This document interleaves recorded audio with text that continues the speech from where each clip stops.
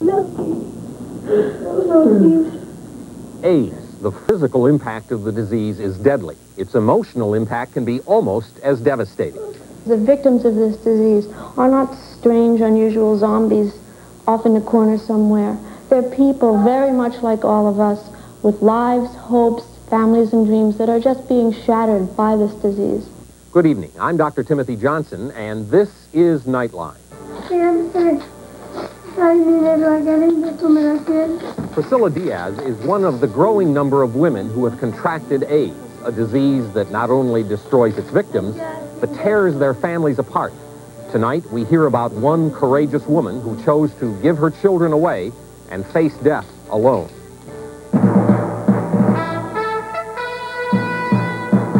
This is ABC News Nightline. Substituting for Ted Koppel and reporting from New York, ABC News medical editor, Dr. Timothy Johnson.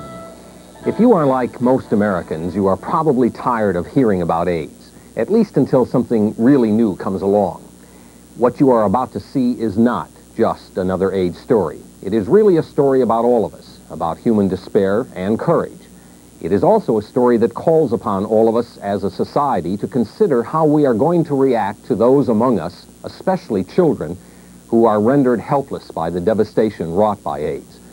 I must tell you that I was deeply moved the first time I saw what you are now going to see, and it left me with some questions that I am sure you will also have.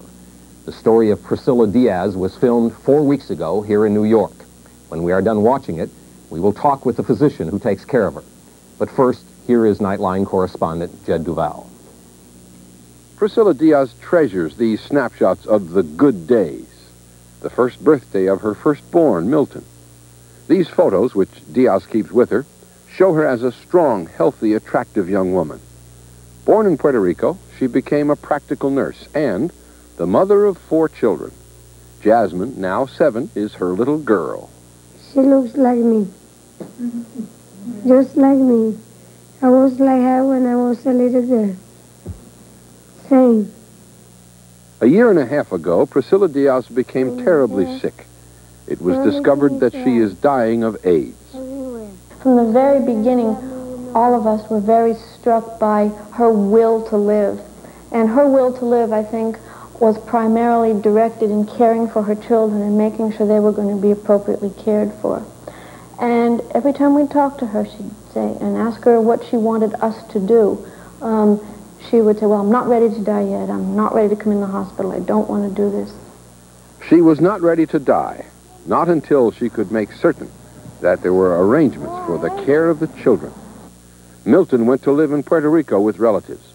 Jasmine was sent to live in Miami with a sister-in-law. The twins, Saul and Christian, also went to Miami with their grandmother. This past month, Diaz was strong enough, briefly, for a reunion with her children. Hospital personnel and the local Kiwanis scraped up enough money for airline tickets for the youngsters. It may well be the last time Priscilla Diaz sees her babies. I feel happy because I'm going to see them. That's the only thing I could say. Because those are my kids, and I love them, and I would like to have them with me. Ay, qué cosa bella, Dios mío. Ay, ay, ay, Dios mío, Mary. Ay, ay, ay, ay, ay. Knowing her children were coming, knowing that this was something which could give her some kind of closure on her life, to say goodbye to people, goodbye to her children, to see them being well taken care of, has been something that's kept her going.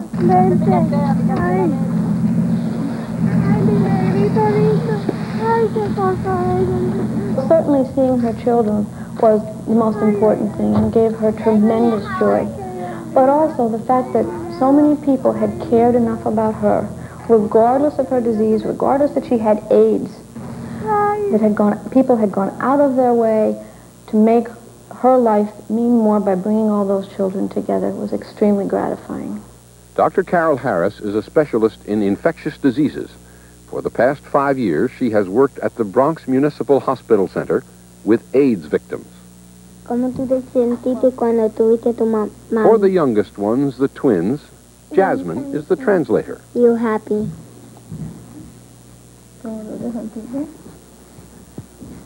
Happy. Happy. Can these, the youngest ones, be happy at what may be the last time with their mother? How much do they understand? My children, they little. They only 5, they twins. They only 5. My daughter, she don't know yet. She's only 7. She knows I'm sick, but she don't know what the illness is. She don't understand that. My oldest son, yes, he understands. Because he's 15 and a half. And I explained to him everything. One day she came up after coming from the doctor, getting the analysis and all that. She told me that she had that sickness and when she had caught it from. So I didn't believe it. Why does a 37-year-old mother of 4 have AIDS? Priscilla's husband, who died 4 months ago, also was a victim of AIDS. The family says he was a good man, but one who used drugs, and that he got AIDS from a dirty needle and later infected his wife. Minerva Sanchez thought that her brother, Priscilla's husband, had given up drugs. He had used drugs and he had given up. That's why we never thought that, Priscilla was sick because of him. I mean, obviously, she had to be sick because of him because Priscilla is a beautiful woman and there's no way she would have gotten it from any other person but him. I could be angry at him of the sickness he gave to my mother, but I can't be angry at him because he used to work, used to bring money, and when he used to use his drugs, he just used to do it himself and that's it. But when it came to bringing, groceries to the house, that's the first thing he does. Beautiful. Thank you. I'm very concerned about my kids. That's the first thing I told my doctor when he told me I got that illness, that virus. I said, what about my kids? And he said, well, you have to take precautions. I said, precautions? Okay, precautions. I came here and I took the phone and I called my sister-in-law and I explained to her what's going on. When we stopped crying and we started talking, we made arrangements and she came right away and she took my kids. What Priscilla meant when she said that was taking precautions about making sure her children were cared for and being raised, and really nothing to do, I'm sure, because we spent a lot of time talking to her about this, with transmission of the disease. It was care for children, not transmission of the disease. Eventually, something is going to happen to her. We're expecting it sooner or later. But we're doing all we can. That's why we took the kids on time. Because we knew that if those kids would stay here with her, the government, the city would have taken them. When I took the kids, I didn't expect Priscilla to see those kids again.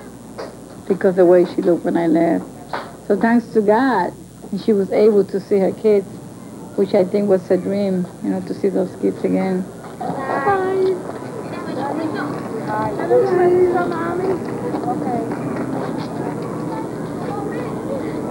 I say I would like to stay with them and not let them go. Stay with them. And instead of letting go, stay with me,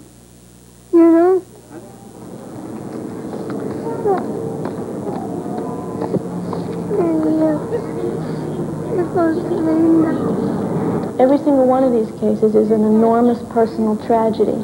Priscilla's is really different only in that her course has been punctuated by a few days of tremendous joy, and that she was able to see her children and able to come to peace with her whole life.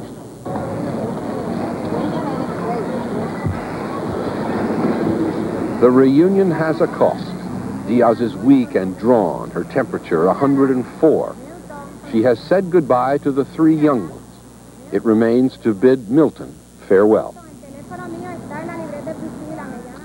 We will continue in a moment. Continuing now with the story of AIDS victim Priscilla Diaz and her children, here again is Nightline correspondent Jed Duval. Priscilla Diaz is one of the statistics. 1,549 women in the United States have AIDS. Of those, 414 were infected, as Diaz was, through heterosexual contact. That is a very small number alongside the total number of AIDS cases, more than 23,000. But it is one of the fastest rising statistics and is the fastest rising category among women in America. In Diaz's case, a parasite has attacked the digestive system. She cannot retain nutrients. Now weighs half her normal 120 pounds. When I talked to her, she said, yes, I want to come in the hospital. And we talked about how she wanted to die, and she told me quite definitively she wanted to die in the hospital. Hi, Priscilla. How you doing today? It's good to see you. Tough everything that's been going on the past few days. How you doing? So? How's your fever? And we've gone the further steps with her, as we do with our patients as they begin to approach this terminal phase, is what they want us to do for them. Because I think it's responsibility for physicians taking care of patients at this stage to let the patient maintain some kind of control over what's going on. Too tight? And we talked about whether she wants to be resuscitated if her breathing stops or if her heartbeat becomes irregular, if she wants to be put on breathing machines or have a lot of fancy support services done when that time approaches, and she does not. Milton is really quite remarkable. He really understands much more of what's gone on. I don't think the other children realized they probably were never going to see their mother again. And of course Milton understands all that. And of course his mother understands that he understands, so there's a lot deeper communication there. Now she's just lost everything. She's weak, but she has too much faith in her. That's what's keeping her alive, the faith that she has. The only thing that she don't got is us with her. That's the only thing she don't got.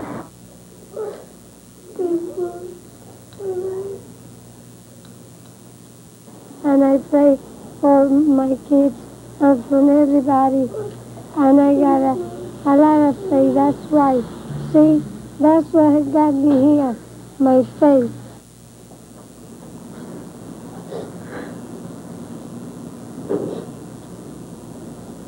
Mommy, love you. The persons, the victims of this disease, are not strange, unusual zombies off in a corner somewhere.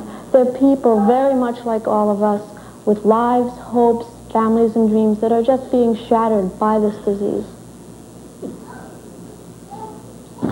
It is time for Milton to leave for the airport and for Puerto Rico.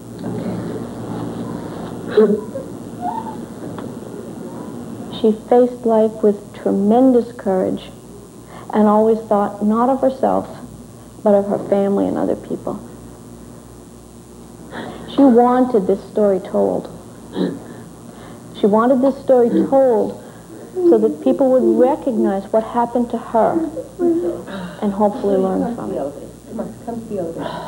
Priscilla Diaz wanted this story told. She does not display bitterness about her fate, does not complain, "Why me?" Diaz explains what has happened to her by saying, "I take it as God's will." I'm never angry because I got a lot of faith and I believe in God. And my faith helped me a lot. My faith helped me a lot. Joining us now in our New York studio is the physician who has been caring for Mrs. Diaz. Dr. Carol Harris is an infectious disease specialist at Bronx Municipal Hospital Center here in New York. Dr. Harris, may we ask you to update us on Mrs. Diaz's current condition, please? After the children left, she was really exhausted. I think all of us that have been involved with her just can't imagine where she got the stamina to go through that whole visit the way she did. As you heard earlier on the tape, she had a fever. Over the week the children were there, she also had developed a cough. We readmitted her into our hospital where we treated her for pneumocystis pneumonia, a type of pneumonia that a lot of our AIDS patients get. She improved somewhat, is still in the hospital. She is extremely weak, but she's totally alert, the same lady you've been seeing on the tape. And she's in the hospital tonight watching the show. Would you convey to her personally how much we appreciate her sharing with us tonight when you see her again? Certainly. When we come back, we'll look at the broader question of how society can cope with the medical and social needs of AIDS victims and their families. We'll be joined by Dr. Joe Ivy Buford, who heads the organization that oversees all New York City public hospitals.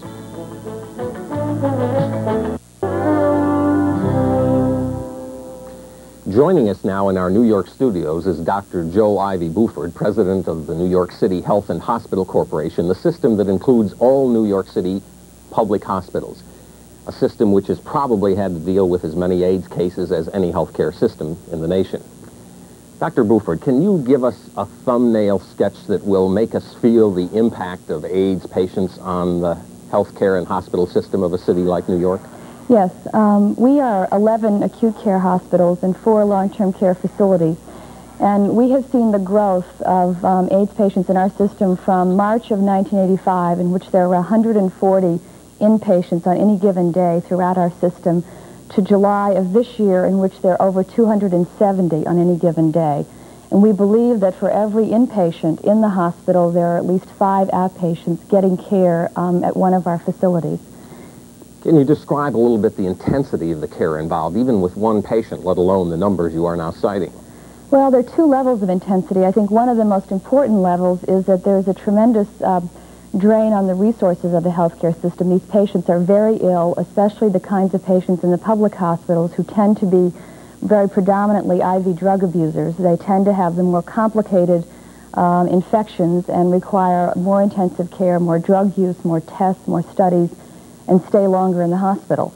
I think the next level of medical drain and medical resource drain is that they are very complex cases to manage. And I think the case we've seen tonight is a terrific example of the need for a comprehensive approach, medical, psychological, and social, to the care of these patients. And that's something that we're stressing very strongly in our system. And I'm pleased to see such an example at Bronx Municipal, which is one of our hospitals. I think lastly, as Dr. Harris has said, is the tremendous drain day to day and pressure on the healthcare workers who care for these patients really at every level. And they demonstrate a tremendous commitment and I think a tremendous courage themselves in both overcoming their own fears of AIDS as well as committing to the kind of intensive sharing of these terrible, tragic stories. Dr. Harris, I must say, as a fellow physician, that I was deeply moved by the care portrayed in the tape we saw. How are you able to sustain your own strength to keep going with these patients? Well, I think once you've been doing this for a while, the only way you can really continue to do it effectively is to realize your own limitations and be able to accept small goals, be able to define those goals and then accept them as the best you can do. For a lot of these patients, we try to establish some kind of positive goal, whether that's going back to work or in some cases just finding them a home outside the hospital, talking to someone about having a realistic goal, finishing another year of college, or in Priscilla's case, getting her to see her children again. Okay. Dr. Buford, what would you say to our viewers in other parts of the country who may be saying, well, it really doesn't affect us, so we don't have to be involved or worry? What message do you have for them? I think it's a very important message. We've been looking at these numbers, and I think very often one of the problems is we think it's a New York problem. And today we have about 30% of all the cases of AIDS, but the projection is that 5 years from now, New York City will only have 20% of those cases. So the numbers are increasing dramatically, and they're going to be a problem throughout the country and in every community. What is your view of the future in terms of spread among the heterosexual population? We have obviously thought of it primarily to date as a disease of homosexuals, drug abusers. What do you personally see as the way in which it might spread into the heterosexual population? Well, I think it seems to me, as we've seen in the case tonight, that there is clear evidence of heterosexual transmission. We have about 4% of our inpatient AIDS population are heterosexuals who do not abuse drugs themselves. And I think this is going to be a tremendous problem, something to watch carefully, something to try to understand, and clearly something that's going to have more family involvement and make these cases much more... Nationally, what kind of resources are going to be needed, and who's going to provide them? Well, we're very concerned about this. At this point in time, in this next fiscal year, the city of New York will spend over $60 million in tax levy money directly for the health care of AIDS patients, and this does not include issues of housing and other social services that have been raised tonight. I think that there needs to be some federal support and some federal program, perhaps through Medicare, to reimburse the providers, because it will be a national problem, and it cannot fall on a single municipality or locality to deal with it. Dr. Harris, you have the last word. What would you like to say? Well, I think there's two things that I'd like to say. First of all, we'd like to get across, as was mentioned before, that all the people, the men, the women, the children, regardless of how they acquired this disease, are people that are worth caring about. And secondly, all over the country, there are a tremendous number of health professionals at all levels committed to caring for these patients even now. Okay. We thank you both for joining us. I'll be back in just a moment. My name is